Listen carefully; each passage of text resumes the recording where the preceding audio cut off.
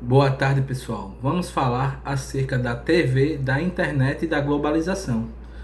Eu sou Julian Vitor, sou aluno de jornalismo, fui aluno de IA e venho comentar isso com vocês e dar a minha opinião. É, Há não muitas décadas atrás, conhecer realidades maiores, ou seja, do que o seu cerco imediato, do que a sua cidade, do que a sua região, exigia muitas coisas das pessoas. Primeiro, quando você recebia um parente há 50, 60, 70 anos atrás, que foi para outro país, você não poderia verificar se aquilo era verdade, se você também não tivesse condições de ir. Então as descrições dos ambientes, as descrições das pessoas, o clima, isso tudo você ficaria refém da interpretação subjetiva de alguém. Mas, com o passar dos anos em que a humanidade foi crescendo e surgiu primeiramente, né, as fotografias que representavam a realidade de uma forma um pouco limitada e que era um hobby, uma característica que nem todo mundo conseguia possuir financeiramente, foi surgindo também a TV, que começou sendo muito elitizada. E na TV a experiência era o seguinte: você acompanhava programas, pensamentos e até mesmo reportagens que iam para vários lugares e que dialogavam com várias coisas. Seja ir entrevistar alguém numa corrida da Fórmula 1, seja noticiar um crime que aconteceu num país vizinho, coisas desse tipo. Isso tudo acontecia, só que ainda assim de uma forma muito elitizada e ainda assim de uma perspectiva única. Com a ascensão da internet no início dos anos 90 para os anos 2000, a coisa muda de categoria. Aí você pode perguntar: Julinha, mas na internet tem muita coisa que não presta, muita coisa que não tem nada a ver. E aí que entra a minha crítica ao senso comum.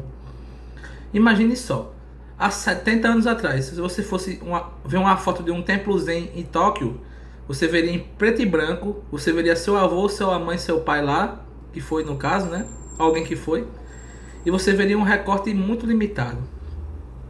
Você acreditaria que aquilo foi uma foto porque você está acreditando no elo familiar, mas você não teria nenhuma maneira de sozinho, na sua limitação, investigar se aquilo ali procede ou não. Já com a acessão da internet, você pode ver menções, postagens, fotos por diversos perfis de diversas pessoas retratando o mesmo lugar como é que eu posso dizer? Retratando o mesmo ambiente de uma forma fidedigna, através de vários ângulos em diferentes épocas. Isso nos mostra que, diferente do senso comum que tenta demonizar totalmente a internet não é um lugar ruim, ela só é um lugar ambíguo. E eu vou explicar para vocês o porquê. Na internet, no meu ver, há 4 tipos de informações. Informações que são opiniões ou neutras, ou seja, um comentário sobre um anime, uma poesia, um desabafo, certo? Há informações que são esdrúxulas, tipo um bug, uma tela que deu errado, um código que falhou. E há também informações que são meias verdades ou mentirosas. Geralmente as mentirosas não são mentiras totais, mas são meias verdades, porque se fossem total mentira seria ficção ou fantasia, no mínimo, né? E do outro lado temos as informações que carregam alguma verdade, não que sejam totalmente verdadeiras, porque sempre vão depender da subjetividade da interpretação de alguém, mas que carregam alguma verdade. E eu diria a vocês que, na minha opinião, quando eu estudei IA, quando eu estudei alguns conceitos sobre a internet, quando eu estudei por conta própria globalização, eu diria que a maioria das vezes a internet contém informações que despontam ali um equilíbrio entre o que é opinião e neutro e o que tem alguma verdade. Há muitas mentiras, mas por que as mentiras não são maioria? Porque uma mentira, ela depende também da verdade para existir. Veja bem, se eu postasse no Instagram amanhã dizendo que eu sou um alienígena e que eu nunca tive essa pele branca, mas eu sempre fui azul, as pessoas não acreditariam em mim, elas achariam que isso seria um meme.